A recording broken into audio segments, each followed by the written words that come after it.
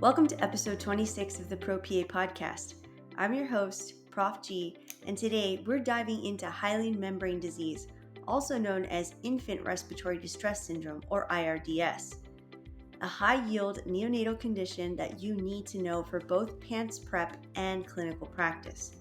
We'll break down the key concepts from what causes IRDS to how to recognize, diagnose, and manage it. Plus, as always, I'll share some practical pearls to help you connect textbook medicine to real-world care. Let's jump in. First, let's tackle the kinder patho. What causes hyaline membrane disease? So, hyaline membrane disease, or IRDS, also known as neonatal respiratory distress syndrome or infant respiratory distress syndrome, we'll refer to it as IRDS from now on. It is a lung condition primarily seen in premature infants. It is caused by a deficiency in pulmonary surfactant, which is a substance in the alveoli that helps reduce surface tension. Now, surfactant deficiency is the key hallmark of this syndrome, and surfactant is produced by the type 2 alveolar cells starting around 24 weeks of gestation with significant production by 35 weeks. Premature infants can often lack sufficient surfactant, causing alveoli to collapse with each exhalation. Alveolar collapse leads to reduced lung compliance and impaired gas exchange, which is atelectasis. Then we get hypoxemia and respiratory distress. So, poor oxygenation causes respiratory distress and it triggers inflammation, further damaging the lungs. Hyaline membranes, protein, and dead cell debris from the alveoli worsen the condition. So, what are the risk factors? Well, the number one risk factor is prematurity. So, the earlier the gestational age, the higher the risk. And IRDS is most common in infants born before 34 weeks of gestation. Remember, 37 weeks of gestation is considered full term. Maternal factors also play a role in risk of developing IRDS. Diabetes mellitus delays surfactant production due to hyperinsulinemia in the fetus. Also, a C-section delivery can increase the risk because there is lack of the stress response during labor, which stimulates that surfactant production. Other risk factors include the male gender, perinatal asphyxia, and multiple births like twins or triplets. So, how do these patients present? Well, you're going to notice there is a premature baby, and the symptoms are going to be respiratory distress within minutes to hours after birth. The signs include tachypnea, which is a respiratory rate greater than 60 breaths per minute, grunting to maintain alveolar pressure, nasal flaring, and cyanosis due to the hypoxemia. Some physical exam findings that we'll see are retractions. So in these babies, we can see subcostal, intercostal, and even sternal retractions.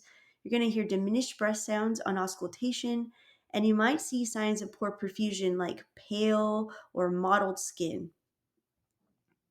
How do we work up these patients? Well, it is mainly a clinical diagnosis. So the diagnosis is often based on history, the history of prematurity, and clinical presentation, respiratory distress. However, there are some things that we would want to do for our patients, including number one, a chest x ray.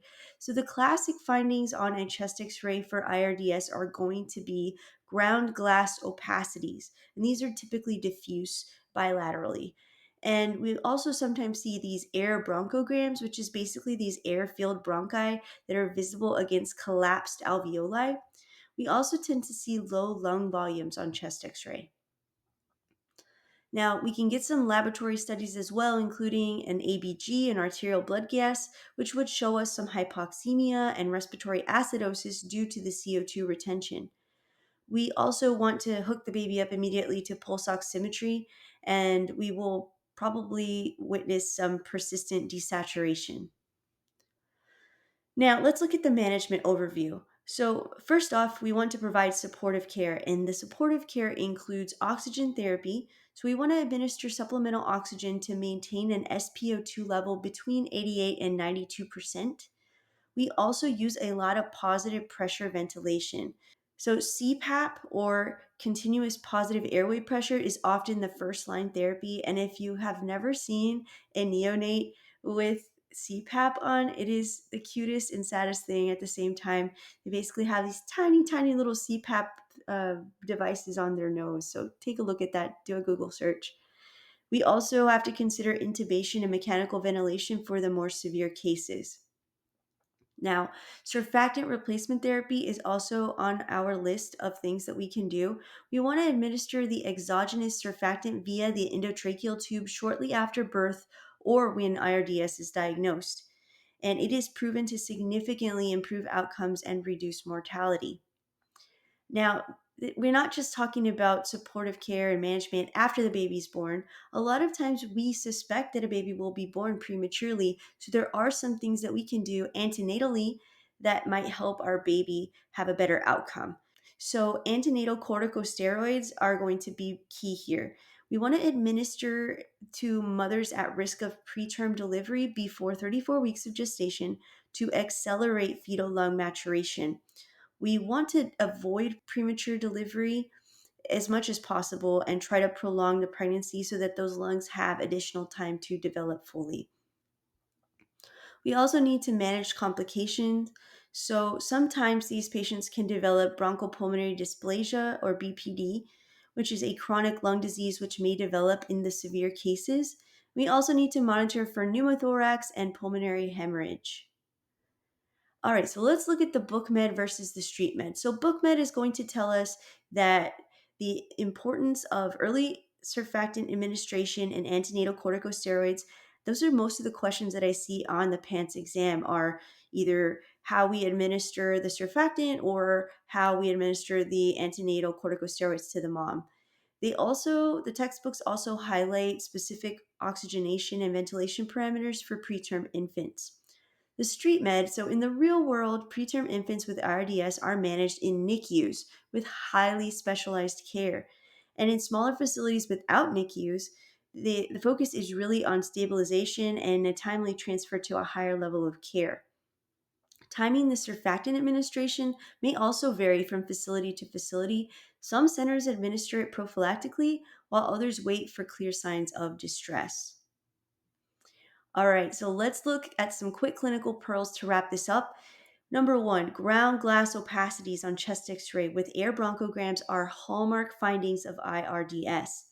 Number two, the earlier the gestational age, the greater the likelihood of the severity of IRDS.